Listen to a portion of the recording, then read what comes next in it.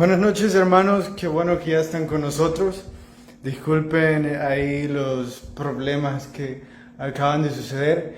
El trípode que acabamos de comprar se quebró. Creo que compramos en un lugar que no era, pero lo importante es estudiar la Biblia. Qué bueno que están temprano y que van a poder estudiar la Biblia con nosotros. Espero de que ya la tengan abierta en segundo libro de Reyes, capítulo 9, y vamos a ir hasta el capítulo 11. Pero para empezar vamos a orar. Jesús, gracias por permitirnos tener una noche en la cual vamos a escucharte. Te pedimos de que puedas hablarnos y que puedas ocupar este momento para consolarnos o exhortarnos. En tu nombre oramos. Amén.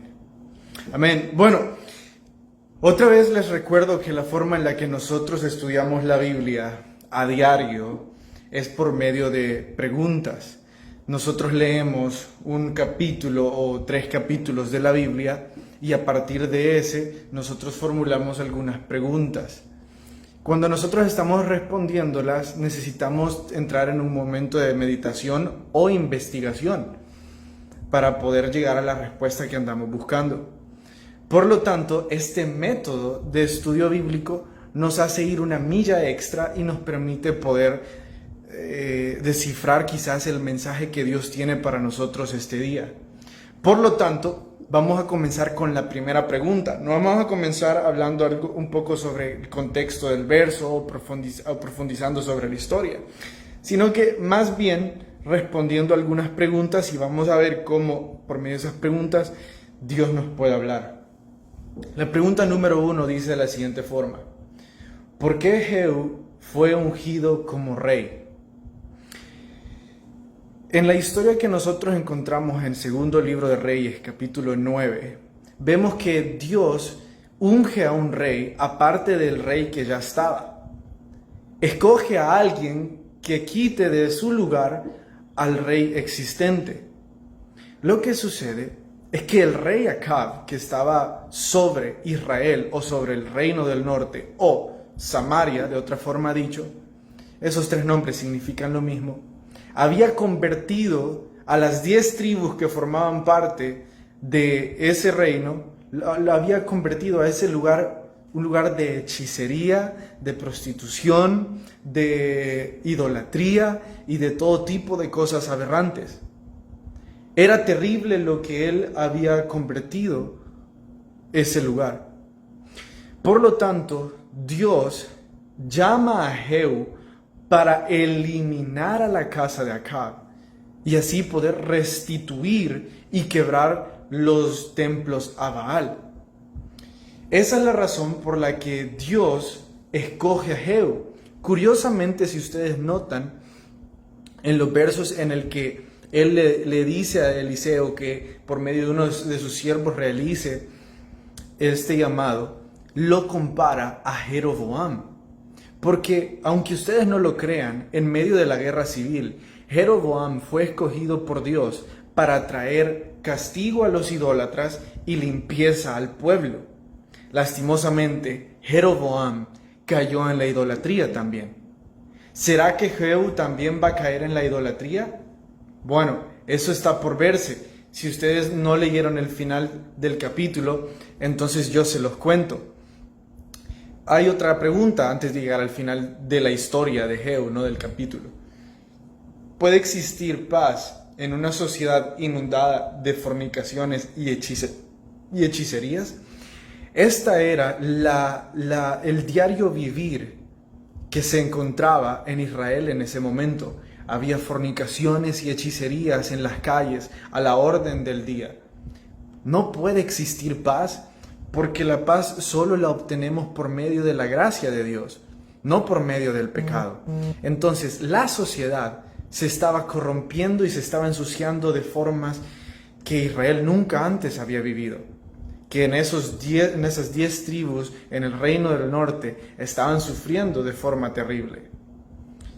Y déjenme explicarles, la hechicería el sexo, o sea, la fornicación y todos los pecados en general, teológicamente tienen un resultado en la vida del ser humano. Y si ustedes tienen en qué escribir, porfa, escriban lo siguiente.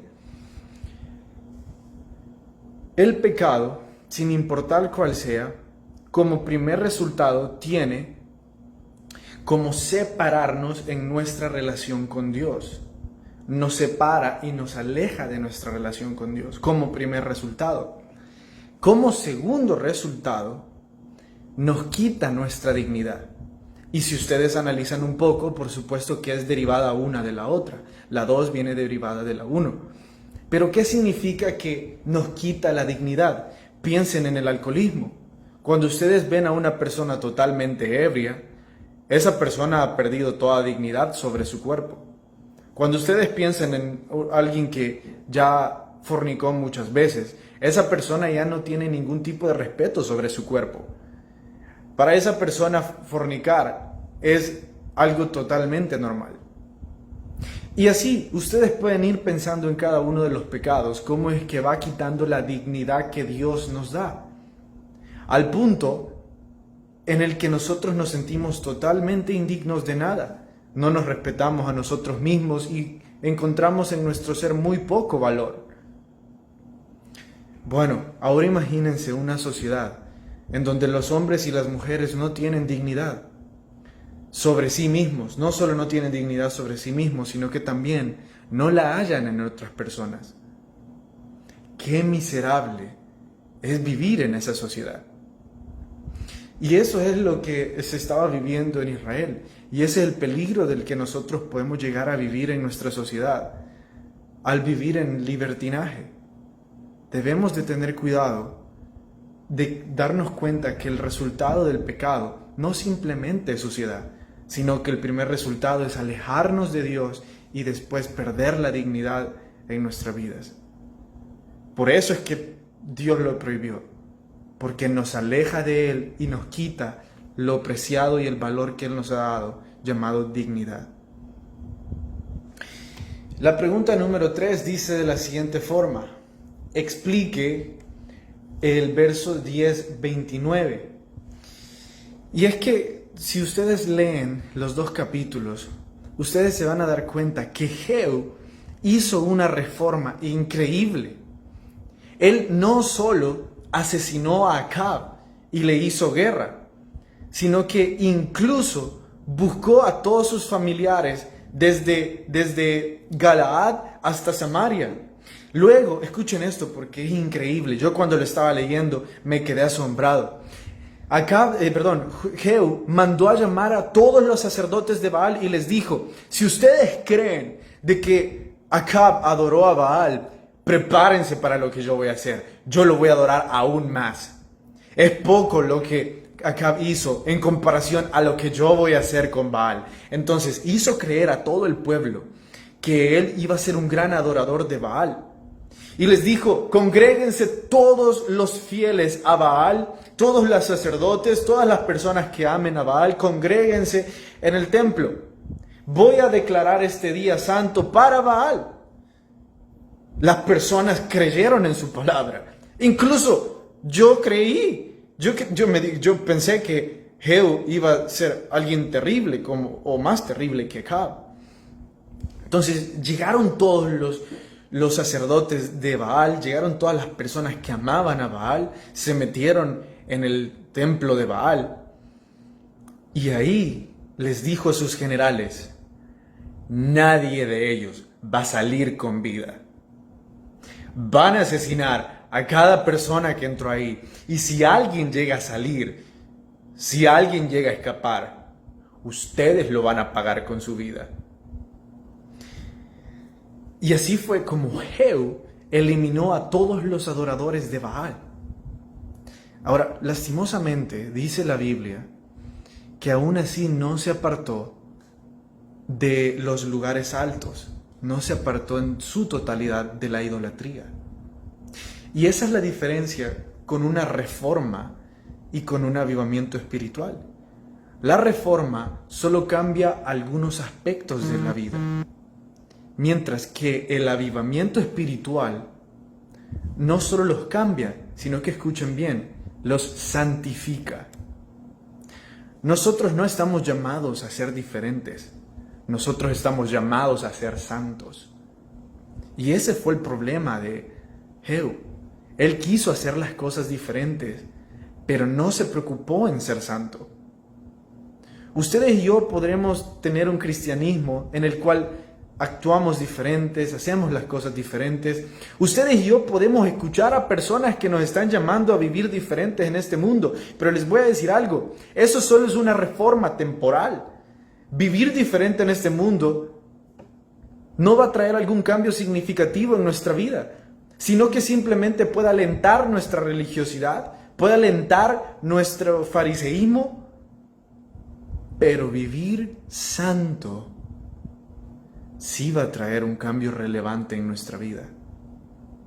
Es muy diferente querer hacer las cosas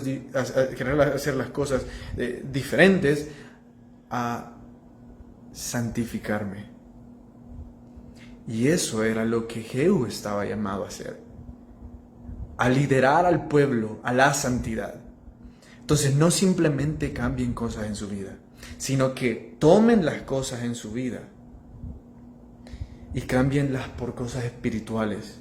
Entonces Jehú, no solo vas a derribar a los adoradores de Baal, sino que vas a mandar a llamar a los adoradores de Dios y les vas a decir, vayan e instruyan al pueblo. Jehú, vas a decirle al pueblo que vamos a celebrar todas las fiestas levíticas, las fiestas solemnes, las 7. Jehú, no solo vas a matar a los sacerdotes de Baal, sino que vas a instituir como ley que aquel que sea un idólatra va a ser echado de Israel. Esa es la diferencia entre ser santo y ser diferente. Lastimosamente, Dios se vio en la precaria situación de cercenar al pueblo. ¿Qué significa cercenar? La primera vez que yo escuché esta palabra, en realidad fue porque estaba viendo una película medieval y estaba un hombre que le llamaban el cercenador. Y básicamente lo que este hombre hacía era castigar o torturar a los presos o a las personas que habían cometido delitos. Entonces el cercenador lo que hacía es que cortaba las extremidades o cortaba las manos o los pies dependiendo del delito de las personas. Eso significa cercenar, o eso es un cercenador. Entonces cuando la Biblia dice que Dios empezó a cercenar al pueblo, está diciendo que empezó a cortar las extremidades, que empezó a dejar que los sirios atacaran y les robaran tierras, porque ellos se habían vuelto a la idolatría. Ellos, por medio de Atalía, se habían convertido en una nación abominable otra vez. Y es curioso cómo es que encontramos en la historia de Samaria que tenían a Jezabel, y ahora en la historia de Judá tienen a Atalía. Es curioso, digo, porque es increíble cómo estas mujeres pudieron causar tanto dolor y tanto pecado en la vida de todo el pueblo. Incluso Talía asesinó a todos los descendientes o todos aquellos que eran de sangre real, que podían robarle el trono o que podían realmente reclamar de forma legítima el trono. Es triste ver cómo ellas causaron eso en la vida de todos los israelitas. Mujeres, ustedes están llamadas a tener un papel espiritual en sus casas, tener un papel de unidad en sus ministerios. Y es peligroso el paso mínimo que hay a que lleguen a hacer todo lo contrario. La influencia que una mujer tiene sobre un hombre va más allá de lo que un hombre puede y siquiera controlar. Y eso fue lo que pasó en ese momento, y les expliqué eso para que ustedes tengan una idea. de la pregunta número 5. La pregunta número 5 dice así: padres de Joás, ¿y por qué su importancia en la Biblia? Los padres de Joás fueron asesinados. Entonces, realmente estamos hablando de los mentores de Joás. Entonces, los padres legítimos o los padres sanguíneos de Joás fueron asesinados. Los mentores de Joás fueron personas totalmente espirituales. La mujer fue quien le salvó fue una mujer que le salvó la vida, y la persona que lo crió fue el sacerdote Joiada, el cual le instruyó y le hizo crecer como una persona temerosa de Dios. Entonces la Biblia dice que mientras Joás estuvo bajo la guía de Joiada, él fue un buen rey que estuvo incluso 40 años. Hermanos, la combinación perfecta y la combinación espiritual para un ministerio efectivo siempre debe de ser un joven acompañado de un adulto. Y como dice el libro, no tiene nada que ver la edad, sino más bien la experiencia, sino más bien el hecho de que un adulto siempre debe estar ahí para guiar al joven. El joven puede tener energías, pero el joven por sí mismo es necio, y se espera que el adulto sea quien lo guíe. Ahora bien, el adulto tampoco puede llegar a los lugares que el joven puede llegar, tampoco tiene las energías que el joven tiene. Entonces, se necesitan a los dos para poder llegar lejos, y esto fue lo que sucedió con Joás y con Joiada. Juntos sirvieron al Señor e hicieron grandes reformas en el pueblo de Israel. Y dice la Biblia que hubo paz, que hubo regocijo. Tanto así que el profeta en el capítulo 11, verso 17, hizo pactos entre Dios con el pueblo y Dios con el rey, para que así ellos de corazón, o al menos por responsabilidad, evitaran el pecado. Lastimosamente, una vez murió Joiada, Joás empezó a cometer algunos errores. Eso lo vamos a ver pronto. El punto es, los pactos que nosotros hacemos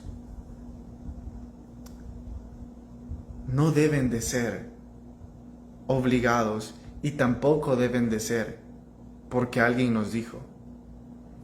Las cosas que nosotros hagamos por Dios y para Dios deben de salir de nuestro corazón.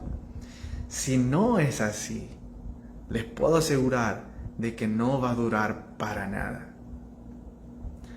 Puede ser de que ustedes estén haciendo el pacto con sus corazones hoy día de ser mejores cristianos, de ser mejores esposos, de ser mejores esposas, de ser mejores en lo que hacen. Y ustedes hoy día digan: voy a hacer un pacto con mi familia, voy a ir donde mi esposa y le voy a decir: hagamos un pacto, voy a ser mejor para vos. Pero les voy a decir algo: hacer pactos no le funcionó a Israel. En cuanto murió Joiada, olvidaron todo lo que habían pactado. Entonces, ¿qué es lo que deberíamos de hacer? Si hacer pactos no va a cambiarnos literalmente, lo que deberíamos de hacer es arrepentirnos todos los días de todas las cosas que hacemos.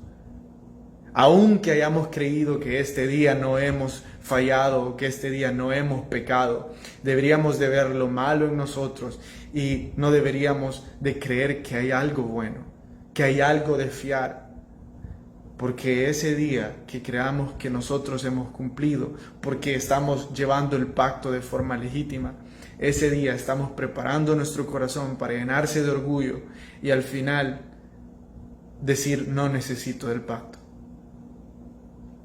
Entonces, lejos de hacer pactos, arrepintámonos. Eso tiene más valor en el reino. Hemos llegado hasta acá, hemos llegado hasta el final de las preguntas de la guía del segundo libro de Reyes. Y otra vez, este no es un estudio profundo en el cual nosotros hablamos sobre contexto y vamos verso a verso. Este es simplemente la forma superficial en la que nosotros nos aseguramos de tener una meditación personal de los capítulos de hoy día. Entonces, nosotros leemos segundo libro de Reyes y nosotros también leemos un libro afín. El nombre del libro afín se llama Cómo vivir sobre el nivel de la mediocridad. Entonces, cómo vivir más allá cómo no ser mediocres, escrito por Charles Swindoll. Entonces, hoy tocaban las páginas 117 a las 122 y encontramos que el pastor está haciendo una referencia diciendo de que Josué, cuando ya creció en edad, cuando ya era un adulto mayor, ya un viejo por decirlo así, él le dijo algo al pueblo siendo bastante severo. Les dijo: asesinen a todos los que no quieran seguir a Jehová, a todos los cananeos que se nieguen a seguir a Jehová, y no se unan a ellos. Entonces el escritor dice, ¿parece un viejo cascarrabias? Un viejo cascarrabias es una persona que vive enojada y se enoja por todo. Alguien que siempre anda buscando riñas, alguien que no tiene paz en su corazón y siempre tiene algo de qué quejarse. Eso es una persona cascarrabias. Entonces dice el escritor, Josué tuvo cuidado de no parecer esto, de no parecer simplemente un viejo cascarrabias quejándose, enojándose por todo. Entonces él cambió las formas en cómo él lo dijo y lejos de decirles, no sean necios buscando parejas en otras partes, él lo dijo de una forma un poco más poética, un poco más moldeada, para ser recibido como un líder espiritual y no como un viejo cascarrabias. Después el escritor nos da 3 observancias dignas de recordar. La primera es esta: la edad tiene muy poco que ver con el logro y nada que ver con la entrega. Y es que él nos dio la comparación de cómo al principio de la vida de Josué y Caleb, ellos alcanzaron buenos logros. Es más, escuchen el logro más grande de estos dos hombres. Fueron los únicos en salir de Egipto y llegar hasta la tierra prometida. Yo sé que más de 1 millón de personas salieron de Egipto en camino hacia la tierra prometida. Y aún así, solo ellos dos llegaron. Vaya logro. Y la entrega que tuvieron al final en sus vidas, de que Caleb incluso fue y le dijo a Josué, voy a seguir conquistando, voy a seguir luchando. Tenía aproximadamente 80 a 90 años y él aún así seguía peleando, seguía luchando. Entonces, hermanos, la edad, como les dije antes, no determina nuestra pasión ni nuestra entrega. Aquellas personas que digan que están muy jóvenes para vivir sobre el nivel de la mediocridad, están mal. Todos los adultos mayores que crean que están por su edad ya no pueden servir o ya no pueden ser espirituales, están mal. El día que ustedes den su último respiro en esta tierra, debe ser el último día que ustedes se preocuparon por ser personas espirituales en las personas que les rodean. Siempre están llamados a ser conocidos por personas que oran por otros, que se preocupan por otros. No ninguna otra cosa. La segunda, la conducta piadosa es fundamental para una vida positiva. Josué y Caleb se mantuvieron piadosos, se mantuvieron rectos y por eso ellos pudieron tener una visión positiva en cada momento que se enfrentaron a las luchas grandes. Josué y Caleb, cuando reconocieron la tierra prometida por su vida piadosa, pudieron tener una vista positiva. Cuando llegaron y conocieron Jericó, tuvieron una vista positiva. Dieron 7 vueltas y la eliminaron porque se mantuvieron piadosos. La número 3, las convicciones son asunto de elección, no de fuerza.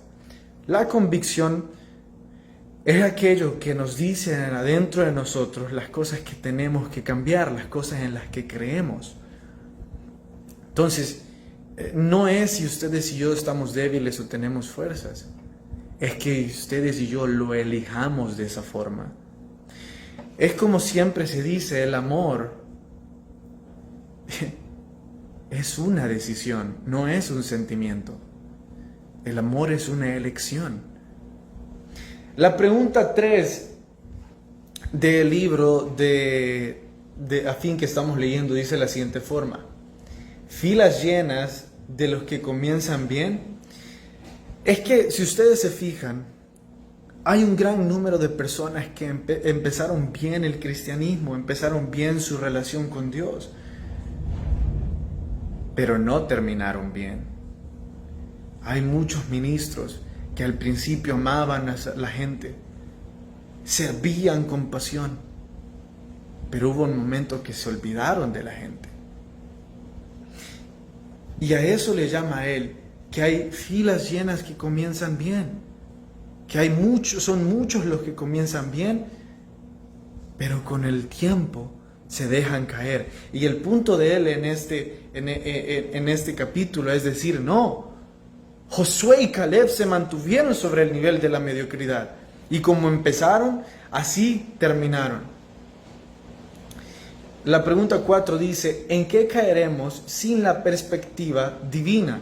Él dice, van a caer en el negativismo y en el cinismo. O sea, todo lo van a ver mal. Todo va a parecer deprimente y van a tener el cinismo de decir, de incluso culpar a Dios y de tener actitudes bochornosas. Y después dice, ahora les voy a decir 4 cosas que ustedes tienen que recordar como los 4 nunca. Así que si ustedes tienen nota y no están leyendo el libro, están tomando nota y no están leyendo el libro, yo se los dicto para que puedan guardarlo en su corazón. Dice, use la edad, nunca use la edad como una excusa. No importa qué tan joven o qué tan anciano. Nunca se deje influenciar por la mayoría. Imagínense, Josué y Caleb hubieran dejado de influenciarse porque nadie quería enfrentarse en la tierra prometida a los gigantes. Nunca piense que sus elecciones obligan a nadie más que usted. El hecho de que nosotros estemos tomando nuestras propias decisiones no deben de obligar a nadie más que a nosotros. Si alguien nos quiere seguir, que nos siga. Pero si no nos quiere seguir, es problema de ellos. Nunca desista porque otros discrepen con usted. El Señor nos ha hecho un llamado. Y por supuesto que vamos a encontrar resistencia de todo tipo. Ahora, vuestra actitud frente a la resistencia debe de ser gozo. Gócense que hay resistencia. Gócense que el enemigo no está feliz viéndolo servir. Entonces, nunca desistan porque hay resistencia o porque otros discrepan con usted. Bueno, lastimosamente se nos ha acabado el tiempo, pero yo sé que el Señor ha hablado a nuestras vidas de formas diferentes y sé que el Señor seguirá hablando a nuestra vida.